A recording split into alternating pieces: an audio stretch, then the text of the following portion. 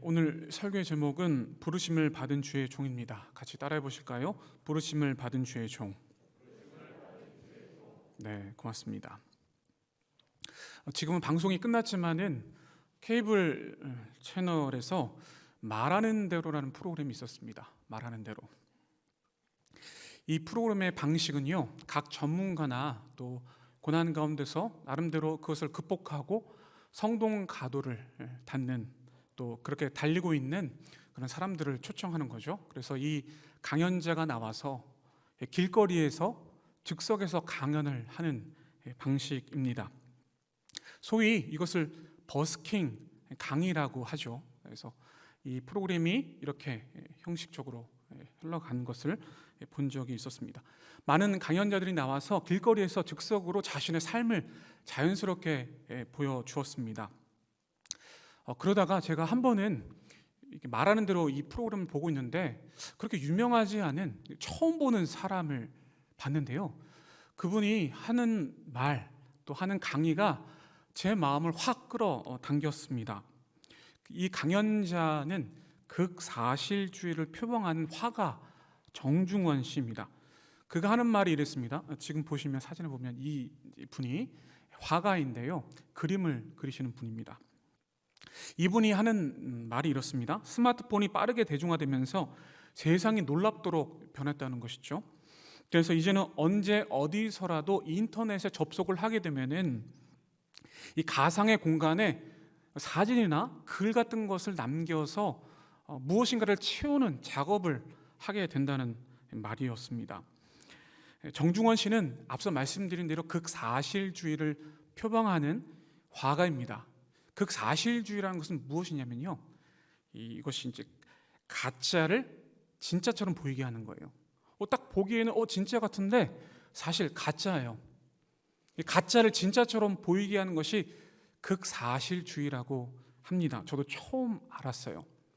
그 다음 사진 한번 보여주실까요? 이게 사진 같으세요? 그림 같으세요? 그림입니다. 그림. 놀랍죠?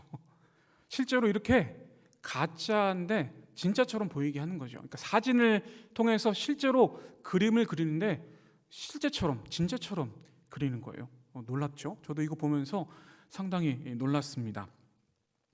이 화가 정중원 씨가 하는 말에 의하면 이렇습니다. 자신이 그리는 그림이 어디까지가 가상이고 어디까지가 진짜인지를 그렇게 목적을 가지고 그린다는 거예요. 그것이 극사실주의라고 합니다. 예를 들면 원래 우리의 일상은 현실이 먼저예요. 예를 들어서 내가 배가 고파서 밥을 먹으러 가요. 음식점에 가서 밥을 먹습니다. 그러면 자연스럽게 사진을 찍게 되잖아요. 현실이 먼저인데, 그리고 나서 이후에 사진을 찍어서 이제 SNS 같은 데 올리는 거죠. 이것은 이제 가상이 나중에 되는 거예요. 그런데 요즘 젊은이들 같은 경우에는 맛집 같은 데 가고요, 좋은 카페를 가서 실제로 SNS에 페이스북이나 트위터에 사진을 올리기 위해서 거길 찾아가는 거예요. 맛집 같은 데를 찾아가서. 그래서 그것을 목적으로 해서 사진을 찍고 가상의 공간에 그것을 채워 넣습니다. 나의 삶의 흔적들을 채워 넣는 거죠. 그러니까 현실은 나중에 되고요, 가상의 공간이 먼저가 되는 거예요. 목적이 바뀌는 거예요. 나의 자연스러운 삶을 보여주는 것이 아니라 뭔가 다른 사람들한테 보여주기 위해서 나의 가상의 공간에 나의 어떤 사진, 연출하는 사진들, 이런 것들을 보여주게 되는 것이죠. 먼저 된 것이 나중에 되고 나중 된 것이 먼저가 되는 이런 현상이 벌어지게 되는 것이죠. 전까지만 해도 이런 일들을 우리가 상상하지 못했어요. 그런데 인터넷이라는 가상의 공간이 있게 되면서 이런 일들이 벌어지게 되었습니다. 이 정중원 씨가 이것을 매섭게 비판하는 거예요. 진짜면 진짜지 왜 가짜를 가지고 진짜를 만드느냐, 이렇게 지금 비판하고 있는 것이죠. 그가 더 핵심적으로 비판하는 내용은 무엇이냐면, 우리에게 있어서 중요하지 않은 게 중요한 것이 되고 중요한 것은 나중이 돼버리는 거예요. 점차 없어진다는 거죠. 그러니까 가상이 먼저가 되고 진짜 현실, 그것은 나중이 되어버리는 것을 비판하고 있습니다. 진짜 중요한 것은 중요한 게 아닌 거예요. 정중원 씨가 이 말을 하는데 무릎이 탁 쳐지면서 정말 맞다. 우리의 지금 현실이 이렇구나라는 것을 깨닫게 되었습니다. 2019년에 뉴질랜드에서 테러 사건이 일어났어요. 아실지 모르겠는데요. 나중에 한번 검색해 보시면 2019년도에 뉴질랜드에서 총격 테러 사건이 일어났습니다. 그 범인이 잡혔는데요. 그 범인이 한 내용을 자세히 살펴보니까 가상의 현실, 그 게임에서 실제로 총을 쏘잖아요. 가상의 그 게임을 보면 실제로 총을 쏴요. 그 가상의 현실을 그리면서 사람들에게 총을 쐈다고 인터뷰를 했습니다. 가상의 현실이 얼마나 심각한지를 우리가 이 사건을 통해서 목도할 수 있습니다. 가짜가 진짜가 되고 진짜가 가짜가 되어버린 현실, 그걸 인식하지 못하고 실제로 그렇게 범죄하고 있는 세상이 되어버리고 말았어요. 예전에 불렀던 노래가 생각이 납니다. 트로트인지 모르겠지만 신신혜 씨가 부른 노래죠. 세상은 묘지경. 노래를 불러드리고 싶지만 그럴 수는 없고요. 가사를 불러드릴게요. 여기도 작아 저기도 작아 작아가 판친다 이런 노래 있잖아요. 물론 가상의 현실이 우리에게 도움이 되기도 합니다. 실제로 도움이 됩니다. 과학기술이 발달됨으로 말미암아 우리가 전보다는 편리함을 추구하고 있어요. 자유롭게 가상의 공간을 넘나들고 있습니다. 그러나 그 이면에는 무서운 것이 있어요. 그것이 무엇이냐면 현실을 도피하려고 하는 거죠. 현실에서 도망가려고 하는 거예요. 그리고 가상에서 내가 가지지 못한 것들을 가지고 싶어하는 탐욕이 더 생깁니다. 내가 실제로 가지지 못하기 때문에 그걸 가지고 싶어 하는데요, 실제로 가질 수 없으니까 가상의 공간에서 그걸 소유하는 거죠. 저의 신대원 동기, 신학대원 동기 여전우사님이 한 분 계셨어요.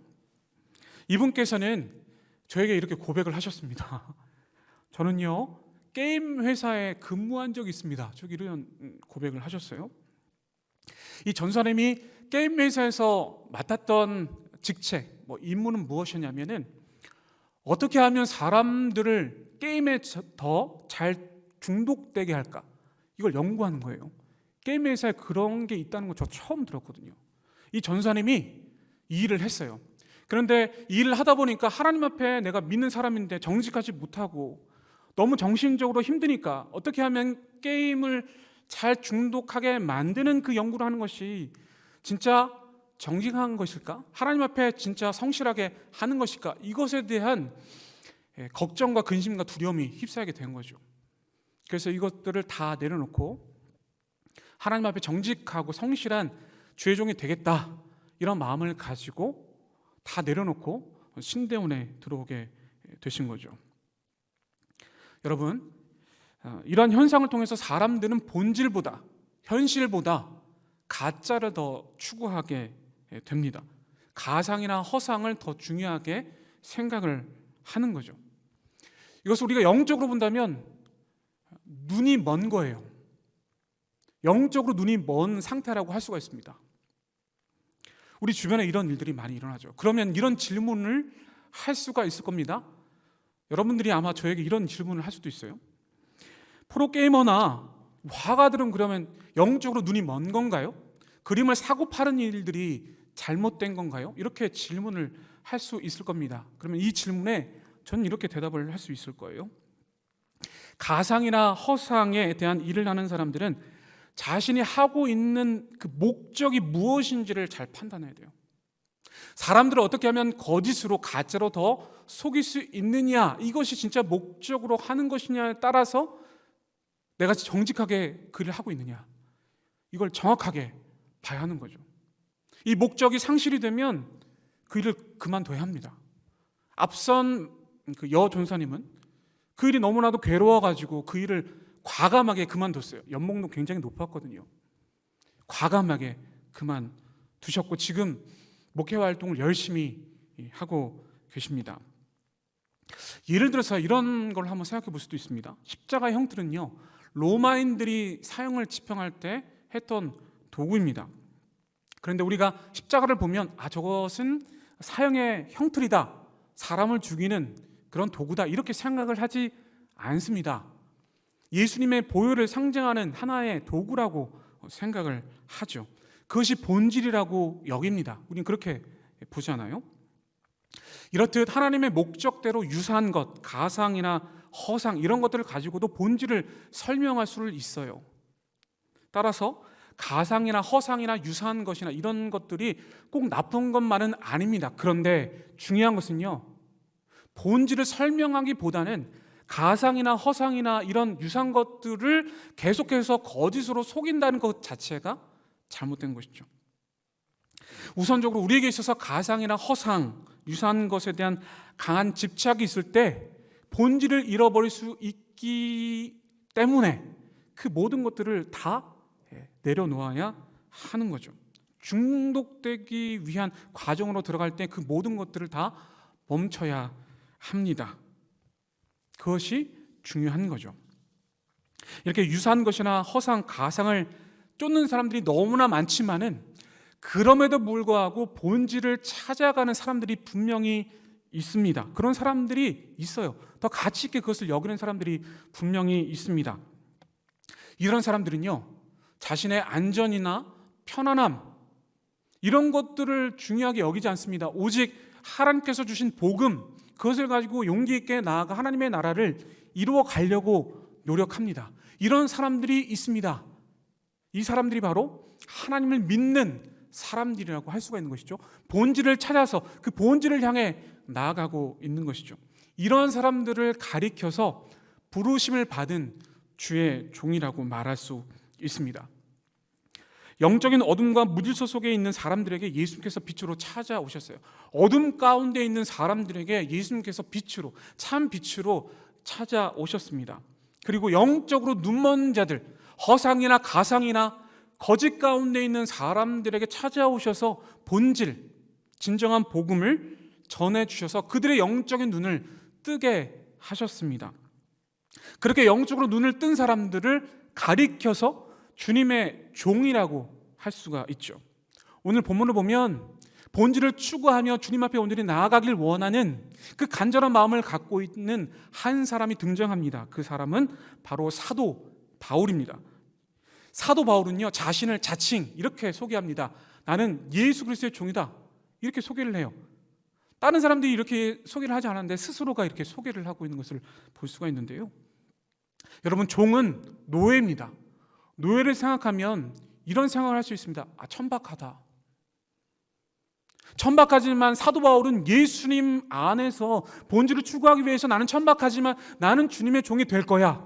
이렇게 명확하게 말씀을 하고 있고 자신은 그렇게 소개하고 있어요. 나는 예수 그리스도의 종이다. 그러면서 이렇게 말하죠. 나는 부르심을 받았다. 나는 부르심을 받아서 이 자리에 와 있다. 이렇게 로마 교회에게 편지를 하고 있어요. 자신 스스로가 여기 온 게 아니에요. 누군가가 부르셔서 내가 이곳에 왔습니다. 이렇게 자신을 소개하고 있어요. 누군가가 나를 여기까지 이끌어주지 않았다면 나는 여기에 있을 사람이 아닙니다. 이렇게 말하면서 나는 사도입니다. 이렇게 당당하게 자신 있게 자신을 소개하고 있습니다. 바울은 자신을 사도라고 말하고 있어요. 사도의 뜻은요, 부르심이 아니라 보내심을 받는 자라는 뜻입니다. 그러니까 부르심을 받아서 어느 지역에 가서 부르심을 받아 보내심을 받아서 이제 하나님의 사역을 하고 있는 거죠. 그런데 이 부르심을 받은 주체가 바울이 아니라 다른 누군가가 불러주셔서 보내심을 받은 거죠. 그 주체가 누구이겠습니까? 바로 예수님, 주님이 부르셔서 보내심을 받았다. 사도 바울은 이렇게 말씀하고 있습니다. 부르심을 받아 또 보내심을 받아서 복음의 현장 가운데서 전도여행을 떠나서 이제 복음을 전하는 이 사도 바울의 모습을 볼 수가 있죠. 그리고 이제 사도 바울이 자신을 또 이렇게 표현하고 있습니다. 본문 1절 말씀을 같이 읽겠습니다. 예수 그리스도의 종 바울은 사도로 부르심을 받아 하나님의 복음을 위하여 택정함을 입었으니 아멘. 자, 이 말씀을 통해서 바울이 사도가 된 목적이 명확하게 나옵니다. 바울이 사도가 된 목적은 단순히 개인적인 사생활을 통해서 비롯된 것이 아니라 공적인 복음을 받은 거예요.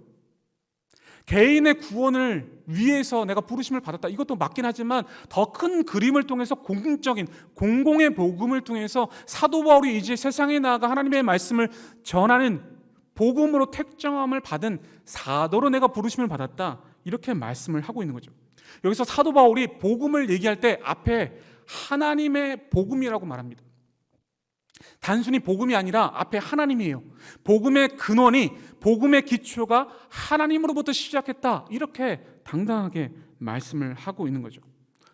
복음을 위해서 택정함을 받은 이 사도 바울은 이제 주님의 사역을 위해서 올인합니다. 모든 것들을 다 바치는 거죠. 결혼도 하지 않고 이제 복음을 위해서 하나님의 택정함을 받은 사도로서 이제 복음의 현장 가운데서 복음을 전하려고 하는 사도 바울입니다. 그런데 사도 바울은 원래는 이런 사람이 아니었어요. 바울의 원래 옛 이름은 사울이었습니다. 예수님을 믿는 자들을 때리고 핍박하고 심지어 감옥에 가두는 그런 아주 악독한 무자비한 사람이었습니다. 은혜라고는 하나도 없는, 그냥 자신의 열성과 열심만 있는 왜곡된 열성주의자였습니다. 그런 왜곡된 열성주의자들에게 주님께서는 눈먼 자들에게 이렇게 말씀을 하셨습니다. 자, 요한복음 12장 39절에서 40절 말씀을 같이 읽겠습니다. 그들이 능히 믿지 못한 것은 이 때문이니 곧 이사야가 다시 일렀으되 그들의 눈을 멀게 하시고 그들의 마음을 완고하게 하셨으니 이는 그들로 하여금 눈으로 보고 마음으로 깨닫고 돌이켜 내게 고침을 받지 못하게 하려 함이라 하였음이더라. 아멘. 여러분, 이 말씀해 보니까 예수님께서 눈먼 자들이 있다고 말씀을 합니다. 눈먼 자들이 누구입니까? 눈먼 자들은요, 예수님을 메시아로 인정하지 않는 사람들을 말하죠. 어둠에 있는 사람들, 참 빛을 모르고 세상의 어둠 속에 빠져 있는 사람들을 말합니다. 이런 사람들 중에 대표적인 사람이 사도 바울이었습니다. 그렇게 실제로도 눈멀어 있었고 영적으로도 눈멀어 있던 사도 바울에게 예수님이 참빛으로 그에게 찾아오셨어요. 이제 그는 눈을 뜨게 됩니다. 실제로 눈이 멀었던 상태에서 눈이 떠지게 됐고요. 영적으로 눈이 떠지게 됨으로 말미암아 이제 그는 어둠의 세계에서 빛의 세계로 인도함을 받습니다. 스스로 자기가 무엇인가 잘 해내기 위해서 자발성을 가지고 나아간 것이 아니라 누군가에게 인도함을 받아서 어둠의 세계에서 은혜의 세계로, 빛의 세계로 인도함을 받은 사도 바울을 볼 수가 있죠. 지금까지 그 전까지 사도 바울이 봤던 것은 무엇이냐면 그냥 허상이었어요. 가상이었습니다. 가짜였어요. 그런데 이제 예수님으로 말미암아, 예수님께서 보내심으로 말미암아 부르심을 받아서 이제 은혜의 빛으로 나아감으로 말미암아 이제 그는 진짜를 보게 된 거죠. 본질을 찾아서 나아가는 사도 바울, 사울에서 바울로 변화되는, 단순히 이름이 변화된 것이 아니라 그의 모든 삶이 바뀌어지는 놀라운 역사가 일어나게 된 것입니다. 원래 모든 사람들은요, 하나님께서 창조하심으로 말미암아 하나님을 의지하고 하나님을 전적으로 신뢰하는 사람들이었습니다. 그런 속성을 가지고 있었습니다. 하나님의 형상으로 지음 받았기 때문에 사람들은 하나님을 믿고 따르는 그런 속성을 가지고 있었어요. 그런데 아담의 범죄 이후로 이제 하나님을 따라가지 않고 하나님의 뜻대로 살아가지 않고 자신의 의지와 자신의 뜻대로 살아가려고 하는 속성이 생기게 됩니다. 죄가 들어오게 된 거죠. 그리고 자신의 성을 쌓기 위해서 거기에만 몰두합니다.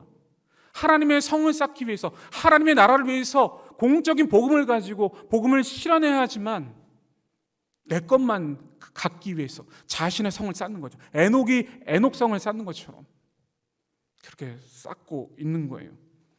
그러한 모습을 보신 안타까워하셨던 하나님께서는 그들을 사랑하셔서, 우리를 사랑하셔서 독생자 예수님을 이 땅 가운데 보내셨습니다.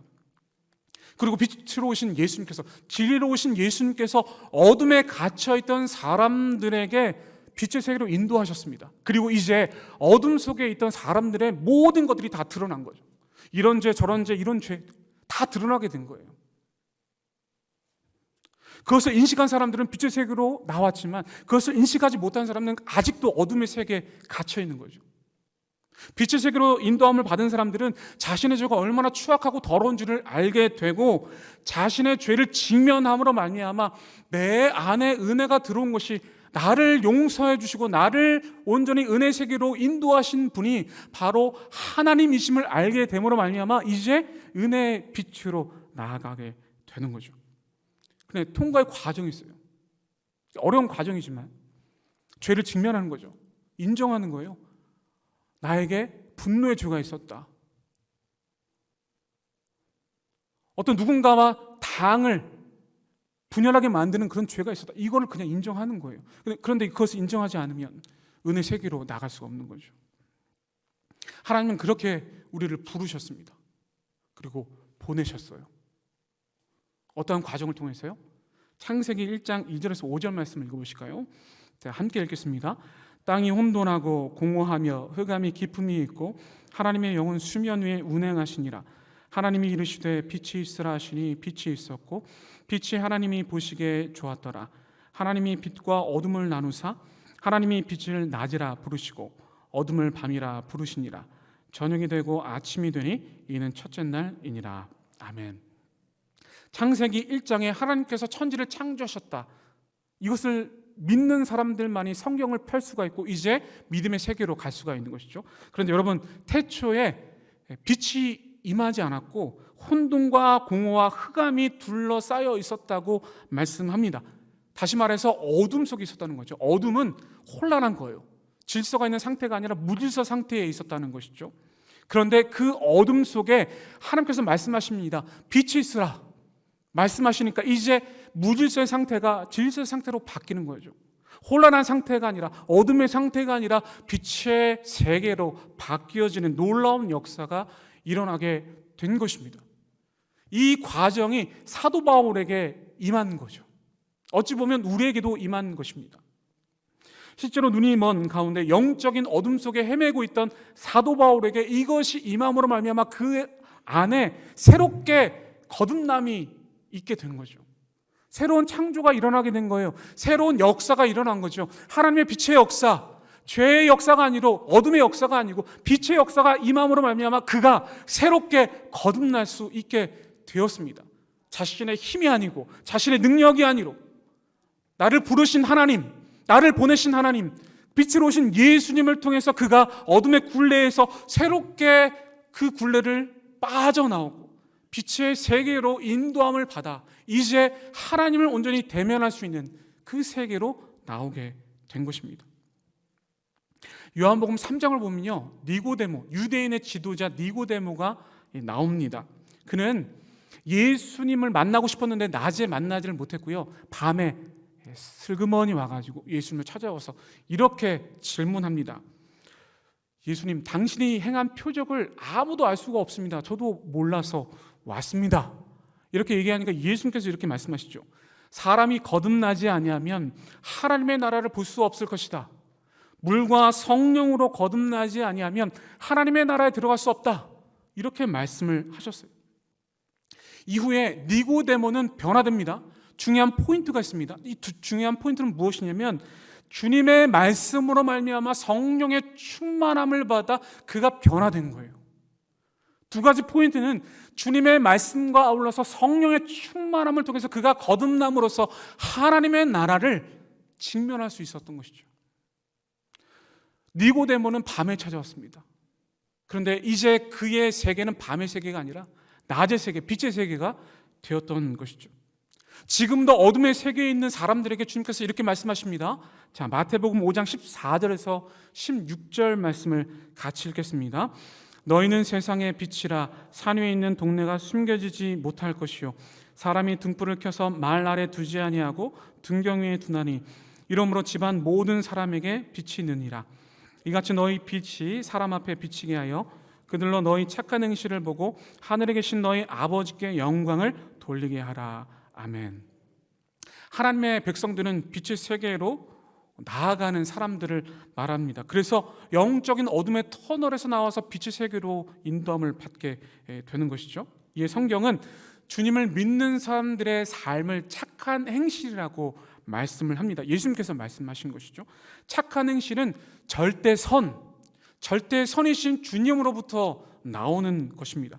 이렇듯 주님의 빛을 향해 주님의 영광을 드러내기 위해서 이제 나아가는 빛으로 부르심을 받은 사람들은 이제 그 빛을 드러내기 위해서 자신을 낮춥니다. 자신의 약하고 자신의 부족함을 자랑합니다. 사도 바울은 그렇게 했습니다. 사도 바울은 엘리트였습니다. 그럼에도 불구하고 빛의 색으로 인도함을 받을 때에 그는 이제 자신의 약하고 부족한 것들을 아주 적나라하게 자랑합니다. 하나님의 완전하심, 섭리하심을 드러내기 위해서 그는 이제 박물관에 박제된 믿음이 아니라 날마다 새롭게 변화되는 가운데 7번 넘어지고 8번 일어설 수 있는 오뚜기 신앙과 같이 새롭게 일어나는 것이죠.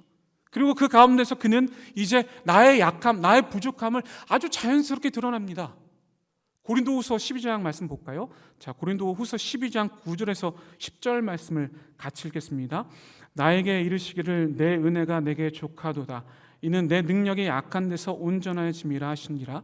그러므로 도리어 크게 기뻐함으로 나의 여러 약한 것들에 대하여 자랑하리니 이는 그리스도의 능력이 내게 머물게 하려 함이라.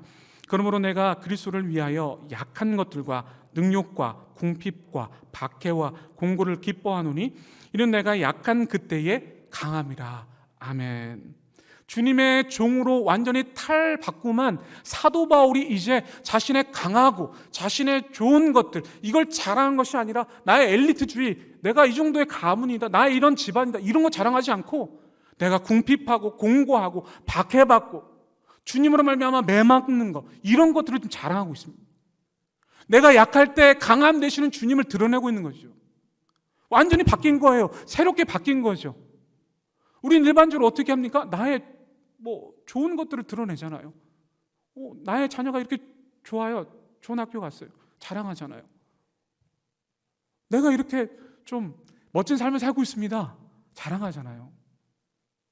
일반적인 공통적인 현상입니다. 그런데 사도 바울은 지금 이렇게 주님의 종으로 부르심을 받아서 내가 매맞았고 공고하고 박해받은 거, 이걸 자랑하고 있어요. 그런데 이 약한 가운데에 주님이 드러나시는 거죠. 놀랍지 않습니까? 이 자연스러운 현상이에요. 주님의 종으로 부르심을 받은 사람들에게 있어서 자연스럽게 나오는 현상인 거죠. 저는 이 말씀 읽는데, 묵상하는데 소름이 끼쳤습니다. 나는 그렇게 살지 않았거든요.